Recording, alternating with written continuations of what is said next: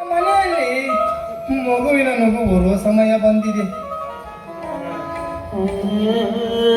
ನನ್ನ ಅತ್ತಿಗೆ ತುಂಬಾ ಗರ್ಭಿಣಿ. ನನ್ನ ಅತ್ತಿಗೆ ಮತ್ತು ನಮ್ಮ ಮಗುವಿಗೆ ಯಾವ ತೊಂದರೆಯೂ ಆಗದಂತೆ ಹೆರಿಗೆ ಆಗಲಿ ತಂದೆ, ಹೆರಿಗೆ ಆಗಲಿ. ಇವತ್ತು ನನಗೆ ಎಲ್ಲಿಲ್ಲದ ಸಂತೋಷ ಉಕ್ಕಿ ಹರಿಯುತ್ತಿದೆ.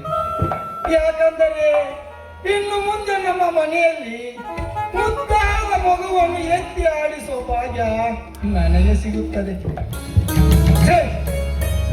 ಇಂಥ ಸಮಯದಲ್ಲಿ ಅಣ್ಣ ಊರಲಿಲ್ಲ, ಸ್ನೇಹಿತರ ಊರಿಗೆ ಹೋಗಿದ್ದಾನೆ. ಯಾವಾಗ ಬರ್ತಾನೋ ಏನೋ, ಎಲ್ಲ ಬುದ್ಧಿಶ್ವರನಿಗೆ ಗೊತ್ತು.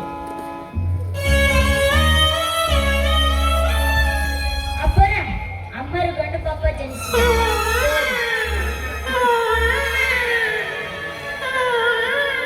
ಎಲ್ಲೇ ಸಣ್ಣ ಕೂಸ ಬಂದೈತಿ ತಡಿ ನನ್ನ ಗಂಡ ಭಾಗ್ಯ. ನಮ್ಮ ಮನೆಯಲ್ಲಿ ಗಂಡು ಮಗು. ನನ್ನ ಮನಸ್ಸಿಗೆ ತುಂಬಾ ಸಂತೋಷವಾಗುತ್ತಿದೆ.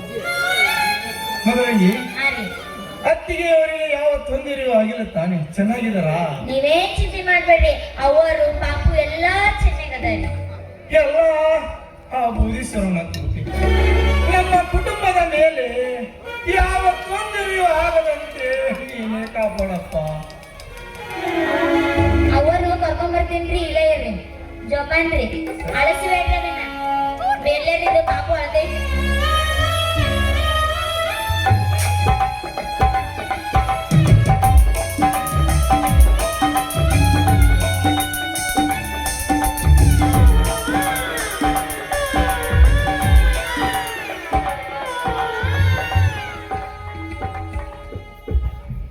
ಅತ್ತಿಗೆ, ನಿಮಗೆ ಯಾವ ತೊಂದರೆ ಆಗಿದೆ ತಾನೆ? ನೀವು ಚೆನ್ನಾಗಿದ್ದೀರಾ? ಇಲ್ಲಪ್ಪ, ನನಗೆ ಯಾವ ತೊಂದರೆನೂ ಆಗಿಲ್ಲ. ನಾನು ಆರಾಮಾಗಿ ಇದ್ದೀನಿ. ಆ ದೇವರ ದಯೆಯಿಂದ ನಾನು ಚೆನ್ನಾಗಿ ಬಂದಿದ್ದೇನೆ. ಅತ್ತಿಗೆ, ಮಗುವನ್ನು ನೋಡಿದರ ಎಲ್ಲ ನಿಮ್ಮದೇ ಹೋಲಿಕೆ ಅಂತಿದೆ. ಅವರ ಮತ್ತಿದ ಖುಷಿಯಾಗ ಮತ್ ನಮಗ ಪಾರ್ಟಿ ಗಿಟಿ ಕೊಡ್ತಿರ್ಲಿಲ್ಲ. ಮತ್ತ ಅತ್ತಿಗೆ, ಕಡೆಗೂ ನಮ್ಮ ಮನೆಗೆ ವಂಶದ ಜ್ಯೋತಿ ಬೆಳಗಿತು. ಅವರ ಇದ ಖುಷಿ ಮತ್ತ ಸ್ವೀಟ್ ಗೀಟು ನಮಗ ಬಾಯಾಗ. ಮಗನಿಗೆ ಇಂಥ ಸಮಯದಲ್ಲಿ ಸ್ವೀಟ್ ಅಷ್ಟೇ ಅಲ್ಲ, ಇಡೀ ಊರಿಗೆ ಊಟ ಹಾಕಿಸುತ್ತೇನೆ, ಚಿಂತೆ ಮಾಡಬೇಡ. ಆಗ್ ನೀವ್ ಹೇಳ್ದಂಗ ಆಗಿ ಸೌಕರ. ಯಾಕೆ ನಿಮ್ಮ ಮನೆಯವರು ಬರ್ಲಿಲ್ವಾ? ಅಪ್ಪರು ನೆನ್ಸಿದ್ರಾಗ ಬರಕತ್ತ ನೋಡ್ರಿಲ್ಲ, ನೆನದವ್ರ ಮನದಂಗ ಅನ್ನಂಗು.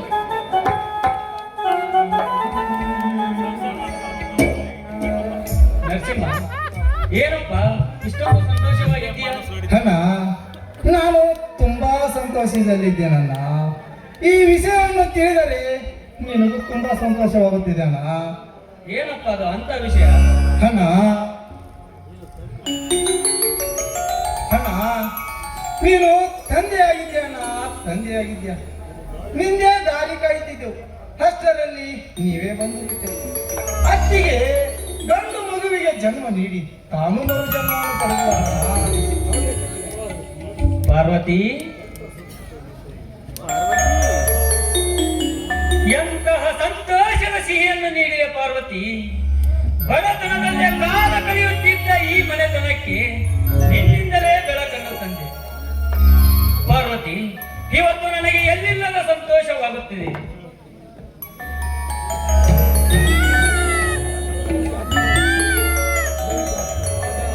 ಎಷ್ಟು ಮುದ್ದಾಗಿದೆ ಮಗು. ಈ ಮನೆತನದ ಕೀರ್ತಿ ಇವನಿಂದಲೇ ಬೆಳಗಲಿ.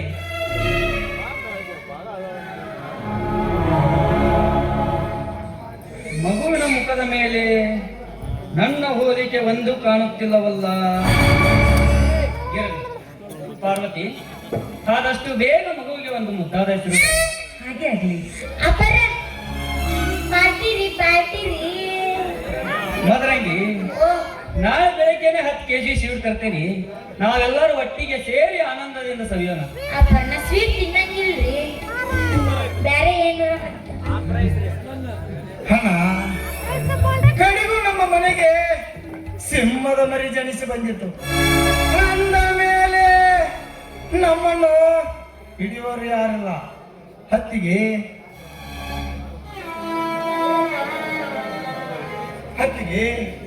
ಇವತ್ತು ನನಗೆ ಎಲ್ಲಿಲ್ಲದ ಸಂತೋಷ ಹುಟ್ಟಿರುತ್ತಿದೆ ಅಣ್ಣ. ನನಗೆ ಇವತ್ತು ತುಂಬಾ ಸಂತೋಷವಾಗುತ್ತಿದೆ ಅಣ್ಣ, ತುಂಬಾ ಸಂತೋಷವಾಗುತ್ತಿದೆ. ನನಗಿಂತಲೂ ಜಾಸ್ತಿ ಸಂತೋಷ ಈ ನರಸಿಂಹನಿಗೆ ಆಗುತ್ತಿದೆ. ಅಂದರೆ ಈ ಕೂಸು ಇವನ ರಕ್ತಕ್ಕೆ ಹುಟ್ಟಿರಬೇಕು. ಅಣ್ಣ, ಮೈ ಮೇಲೆ ಪ್ರಜ್ಞೆ ಇದೆ ತಾನೆ, ಬಾಯ ಬಂದಾಗೆ ಮಾತನಾಡಬೇಡ. ಏನನ್ನ ನಿನ್ನ ಮಾತಿನ ಅರ್ಥ?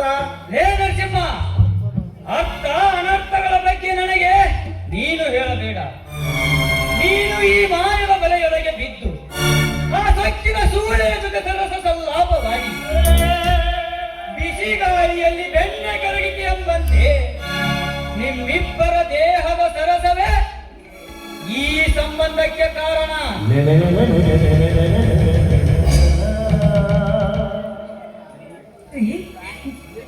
ರೀ, ಏನ್ ಮಾತಾಡ್ತಾ ಇದ್ದೀರ ನೀವು? ದೇವರಂತ ನಿಮ್ಮನ್ನು ಬಿಟ್ಟು ಬೇರೊಬ್ಬ ಪುರುಷನ ಕಣ್ಣೆತ್ತಿ ನೋಡುವಂತ ಏಕೆ ಎನ್ನುವಂತಲ್ಲವೇ? ವೀರರಾಣಿ ಕಿತ್ತೂರು ಚೆನ್ನಮ್ಮ, ಕೊನೆಗೆ ಓಬವ್ವ, ಝಾನ್ಸಿ ರಾಣಿ ಲಕ್ಷ್ಮೀ ಬಾಯಿಯರಷ್ಟೇ ನಾನು ಪವಿತ್ರವಾದ ಗಂಟಲ ಗಾದೆ ಎಂದು ಈ ತುಂಬಿದ ಸಂಸಾರದಲ್ಲಿ ಅನುಮಾನ ಬಿರುಗಾಳಿ ಬೀಸಿದ್ದೆ. ಆದ್ರೆ ಹಾರಿ ಹೋಗುವುದಾಯೇ ಮನೆತನದ ಮರ್ಯಾದೆ. ಈ ಮಗು ನಿಮ್ಮ ರಕ್ತಕ್ಕೆ ಹುಟ್ಟಿದ್ದು ನಿಮಗೆ ಅರಿವಿದ್ದೆ. ನಿಮ್ಮ ಕಾಲನ್ನು ಬೇಡ್ಕೊತೀನಿ, ನನ್ನನ್ನು ಅರ್ಥ ಮಾಡ್ಕೊಳ್ಳಿ.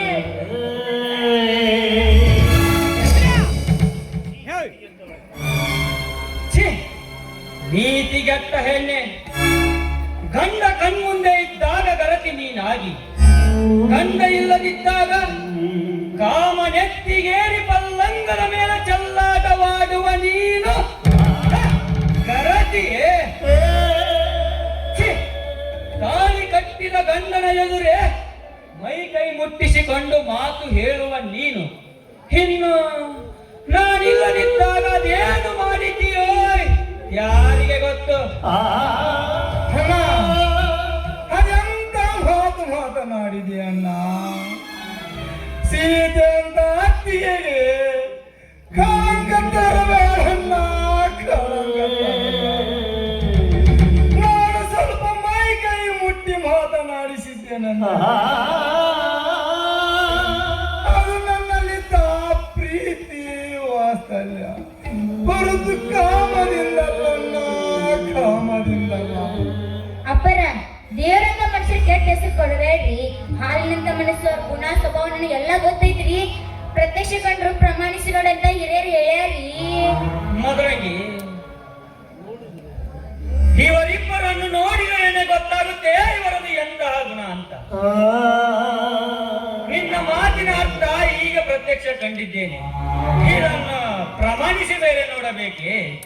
ಇವರಿಬ್ಬರ ಕಾಮ ಸಲ್ಲಾಪವನ್ನು ನನ್ನ ಕಣ್ಣಿಂದ ನೋಡಿ ಪಾಪಿ ನಾನಾಗಲಾರೆ.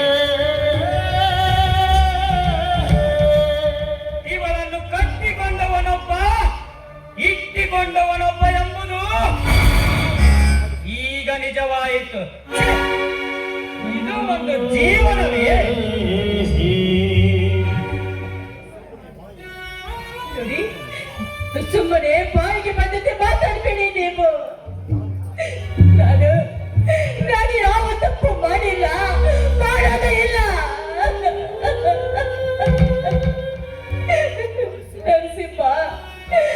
ನರಸಿಂಹ ನನ್ನ ಹೊಟ್ಟೆಯಲ್ಲಿ ಹುಟ್ಟಿದ ಮಗನ ಸಮಾನವೇ.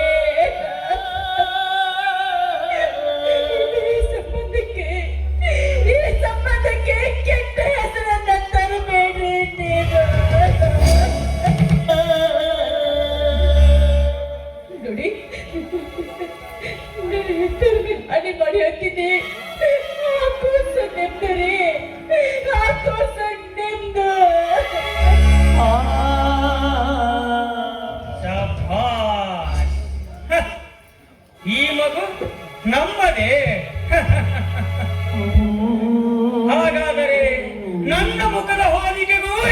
ಮಗುವಿನ ಮುಖದ ಹೋಲಿಕೆಗೂ ಒಂದಕ್ಕೊಂದು ಸಂಬಂಧನೇ ಇಲ್ಲ. ನನ್ನ ರಕ್ತ ಸಂಬಂಧಕ್ಕೆ ಹುಟ್ಟಿದರ ದಾಳಿಯನ್ನ ಹೋಲಿಕೆ ಹೋಲಲು ಇಲ್ಲ. ಈ ಹೋಲಿಕೆ ಈ ಕಂತ್ರಿ ನನ್ನ ಮಗನದೇ. ಅಣ್ಣ, ಹೀಗೆ ಮಾತನ್ನು ಬೇರೆ ಯಾರಾದರೂ ಆಡಿದ್ದರೆ ಅವರ ದೇಹವನ್ನು ಸೀಳಿ ಬಿಸಿ ರಕ್ತವನ್ನೇ ಕುಡಿಯುತ್ತಿದ್ದೆ. ಮಗುವಿನ ಹೋಲಿಕೆ ಇಲ್ಲಂದ ಮಾತ್ರಕ್ಕೆ ಅದು ಬೇರೆದವರದಾಗುತ್ತದೆಯೋ? ಛೇ, ನೀನು ಎಂತವನೆಂದು ನನಗೆ ಈಗ ಗೊತ್ತಾಯಿತು. ದೇವತೆ ಅಂತ ನನ್ನ ಅತ್ತಿಗೆ ನನಗೆ ತಾಯಿ ತಂಗಿಯರ ಪ್ರೀತಿ ನೀಡಿದರು. ಇಂಥವರ ಮೇಲೆ ನೀನು ಕೆಟ್ಟ ಅಪವಾದವನ್ನೇ ಹೊರಿಸುತ್ತಿದ್ದೀಯಲ್ಲ. ಏಯ್, ಮಾಡುವುದೆಲ್ಲವ ಮಾಡಿ ಮಳ್ಳರ ಹಾಗೆ ನಟಿಸಿದರೆ ನನಗೆ ಗೊತ್ತಾಗುವುದಿಲ್ಲಂದುಕೊಂಡಿರುವೆಯಾ? ನನಗೆ ಮೊದಲಿನಿಂದಲೂ ನಿಮ್ಮಿಬ್ಬರ ಮೇಲೆ ಅನುಮಾನವಿತ್ತು. ನಿಮಗೇನಾದ್ರೂ ಹುಚ್ಚಿಡ್ತಿದೆಯೇನ್ರಿ? ಪವಿತ್ರವಾದ ನನ್ನ ಶೀಲನ ಸಿಕ್ಕವರಿಗೆ ಅರ್ಪಿಸುವಂತ ಬೇಸಿಗೆನ್ನು ನಾನಲ್ಲ. ಸಾಧ್ವಿ ಶಿರೋಮಣಿಯರಂತೆ ಗಂಡಿನ ಗರಿಕೆಯಾಗಿ ಬರುವ ಗಂಡಿನ ಗರಿಕೆ ನಾನು ಮಾತಾಡೋ ತಪ್ಪಿಗೆ ಯಾಕ್ರೆ ನನಗೆ ಶಿಕ್ಷೆ? ಗಂಡೆದೆಯ ಗರತಿ. ಗಂಡನೆ ದೇವರು, ಗಂಡನೆ ಸರ್ವಸ್ವ ಎನ್ನುವ ಈಗಿನ ಕಾಲದ ಗರತಿಯರು. ಗಂಡ ಮನೆಯಲ್ಲಿಲ್ಲದಿದ್ದಾಗ ಮೈದುನ ಮಾವರ ಜೊತೆ ಮಂಚ ಹತ್ತುವ ನಿನ್ನಂತ ಹೆಣ್ಣಿಗೆ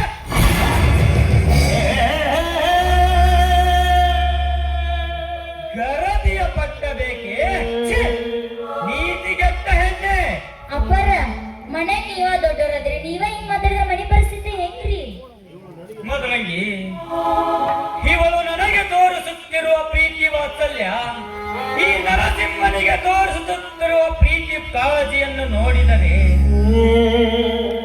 ಇಷ್ಟರ ಮೇಲೆ ಗೊತ್ತಾಗುತ್ತೆ ಇವರಿಬ್ಬರ ನಡುವಿನ ಆಟ. ಇದಕ್ಕೆ ಹೆಸರಿಗೊಬ್ಬ ಬಸರಿಗೊಬ್ಬ ಎನ್ನುವುದು ಈಗ ನಿಜವಾಯಿತು.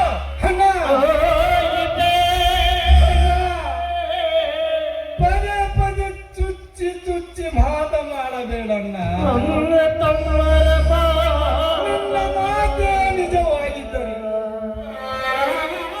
ಈ ಮಗು ನನಗೆ ಹುಟ್ಟಿದ್ದ ನಿಜವಾಗಬೇಕಾದರೆ ಮಗುವಿನ ದೇಹದಲ್ಲಿ ಹರಿಯುತ್ತಿರುವ ರಕ್ತದ DNA ಪರೀಕ್ಷೆ ಮಾಡಿಸೋಣ.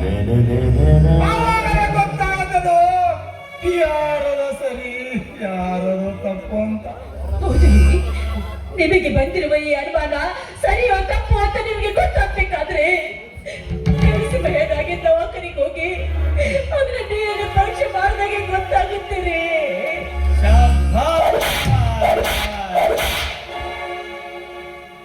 DNA check ಮಾಡಿಸಿದರೆ ಗೊತ್ತಾಗುತ್ತದೆಯೋ? ಇಬ್ಬರು ಸೇರಿ ಚೆನ್ನಾಗೇ ನಾಟಕವಾಡುತ್ತಿದ್ದೀರಾ. ಇಂತಹ ನೀಚ ಕೆಲಸ ಮಾಡಿರುವ ನೀವುಗಳು ಡಾಕ್ಟರ್ಗೆ ಹಣ ಕೊಟ್ಟು ಸುಳ್ಳು ರಿಪೋರ್ಟ್ ಬರೆಸಿಕೊಂಡು ಬಂದು ಈ ಮಗುವಿನ ರಕ್ತ ನನ್ನ ರಕ್ತ ಒಂದೇ ಎಂದು ಹೇಳುವುದು ನಿಮಗೆ ದೊಡ್ಡ ವಿಷಯವೇ? ನಾನೇಗೆ ದುಡ್ಡು ಕೊಟ್ಟು ಸುಳ್ಳು ರಿಪೋರ್ಟ್ ಬರೆಸಲಿ ಅಣ್ಣ? ಅದಕ್ಕೆ ಸೂಕ್ತವಾದ ಪರಿಹಾರ ಸಿಗಬೇಕಾದರೆ ನಾವೆಲ್ಲರೂ ದವಾಖಾನೆಗೆ ಹೋಗಿ ಚೆಕ್ಕು ಮಾಡಿಸಬೇಕಣ್ಣ. ನನ್ನ ಅನುಮಾನದ ಭೂತ ಬಿಟ್ಟು ಹೇ ನರಸಿಂಹ, ಈ ಶಿವಶಂಕರ ಅನುಮಾನ ಎಂದೂ ಸುಳ್ಳಾಗಿಲ್ಲ. ನೀನು ಬುದ್ಧಿ ಉಳ್ಳವನು, ಜ್ಞಾನ ಉಳ್ಳವನೆಂದು ತಿಳಿದು ನನ್ನ ಹೊರಮನೆಗಳ ವ್ಯವಹಾರವನ್ನು ಎಲ್ಲವನ್ನು ನಿನಗೆ ವಹಿಸಿದರೆ ವ್ಯವಹಾರದ ಜೊತೆ ನನ್ನ ಹೆಂಡತಿಯನ್ನೇ ವ್ಯವಹರಿಸಿಬಿಟ್ಟೆ ಅವರೇ ಕಂತ್ರಿನ.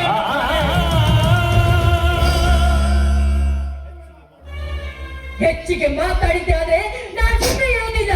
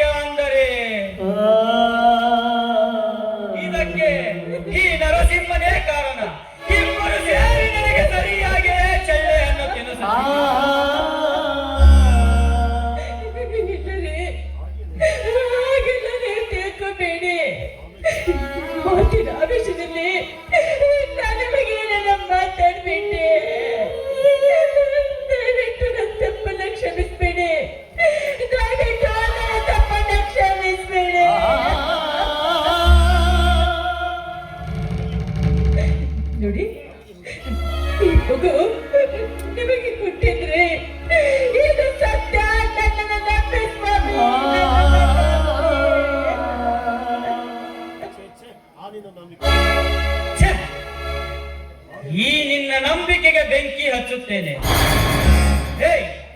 ಇಷ್ಟೆಲ್ಲ ಆದ ಮೇಲೆ ಇನ್ನು ಒಂದು ಕ್ಷಣ ಈ ಮನೆಯಲ್ಲಿ ನೀವಿರಕೂಡದು.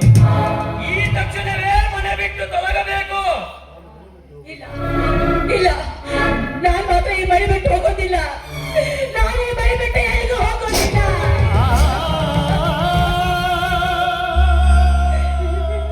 ನೋಡಿ, 5 ಮುತ್ತುಗಳನ್ನು ಹೊತ್ತಿರುವ ಈ ಮುತ್ತೈದೆ ಹೆಣ್ಣು ನಾನು ಮುತ್ತೈದೆಯಾಗಿ ಮಾತನ್ನ ಹೊರತು ಗಂಡನ ಬಿಟ್ಟು ಸೋಲಿಯಾಗಿ ನಾನು ಪದವೃತ್ತಿ ಹೆಣ್ಣು ಅಂತ ಏನು ತಟ್ಟೆ ಹೇಳ್ತೀನಿ, ಏನು ತಟ್ಟೆ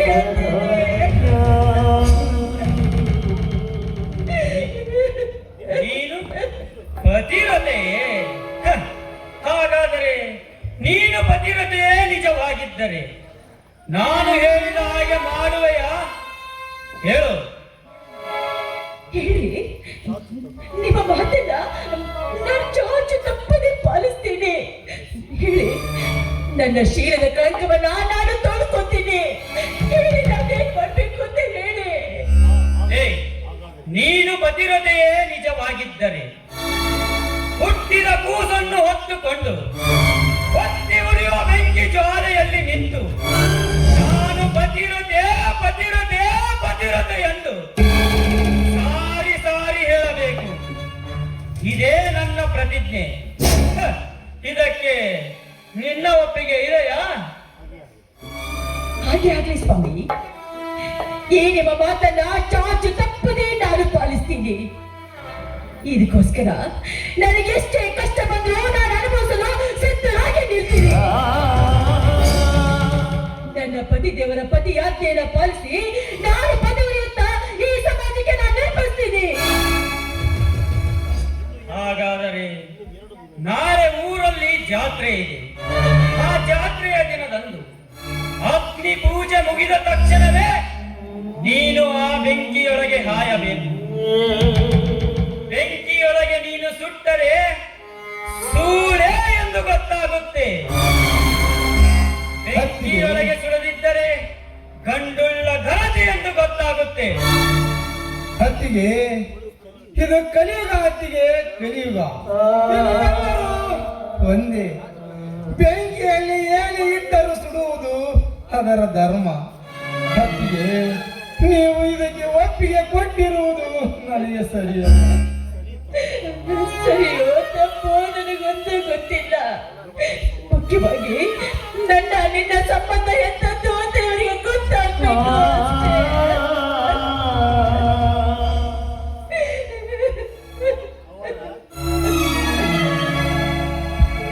ಅವರ ಮೆಚ್ಚಿದ ನಿಮ್ ಧೈರ್ಯಕ್ಕ ನಿಮ್ಮಷ್ಟು ನಮ್ಗೆ ಏನಿಲ್ರಿ. ಆ ದೇವ್ರ ಯಾವಾಗ್ಲೂ ನಿಮ್ ಹಿಂದಿದ್ದೇ ಇರ್ತಾನ.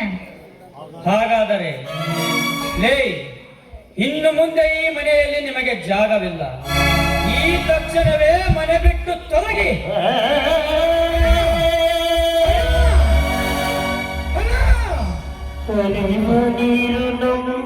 ಜೀವನ ಅಂತ ನನ್ನ ಅಣ್ಣ ನನ್ನ ಮೇಲೆ ಕೆಟ್ಟ ಅಪರಾಧವನ್ನೇ ಹೊರಿಸುತ್ತಿದ್ದಾನೆ.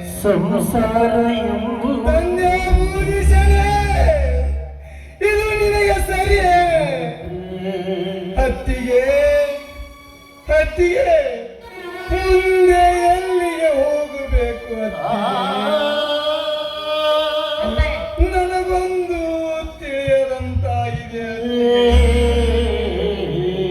ನೀವೇನ್ ಚಿಂತೆ ಮಾಡಕ್ ಹೋಗ್ರಿ, ಎಲ್ಲಾ ಟೈಮ್ ಕೂಡಿ ಬರ್ತೈತಿ. ಒಂದಿಷ್ಟು ದಿನ ನಮ್ಮ ಮನೆಗೆ ಇರಕಂತ್ರಿ. ಬರ್ರಿ ಅಮ್ಮ, ಹೋಗೋಣ ನಮ್ಮ ಮನೆಗೆ. ಬೇಡ ಬದ್ರಂಗಿ, ಬೇಡ. ನಮಗೆ ಬಂದಿರುವ ಈ ಕಷ್ಟವನ್ನ ನಾವು ಯಾರಿಗೆ ಕೊಡೋದಕ್ಕೆ ಇಷ್ಟಪಡೋದಿಲ್ಲ. ನಮ್ಮ ದಾರಿನ ನಾವೇ ನೋಡ್ಕೊತೇವೆ. ಹತ್ತಿಗೆ ಎಲ್ಲಿಯಾದರೂ ಒಂದು ಮೂಲೆಯಲ್ಲಿ ಗುಡಿಸಲನ್ನು ಹಾಕಿ ನಿಮ್ಮನ್ನು ಮತ್ತು ಮಗುವನ್ನು ಜೋಪಾನ ಮಾಡುವ ಹೊರೆ ನನ್ನ ತೆರೆ ಮೇಲಿದೆ. ಹತ್ತಿಗೆ ಸದ್ಯದ ಕಾಲ ಸಮೀಪದಲ್ಲಿದೆ. ಮೊದಲಿಗೆ ನೀನಿನ್ನು ಮನೆಗೆ ಹೋಗು. ಅತ್ತಿಗೆ ನಡೆಯಿರಿ, ನಮ್ಮ ದಾರಿಯನ್ನು ನಾವೇ ಕಾಣೋಣ. ಅಪರಾಧಿಯ ಶಿವನು ಕಂಡ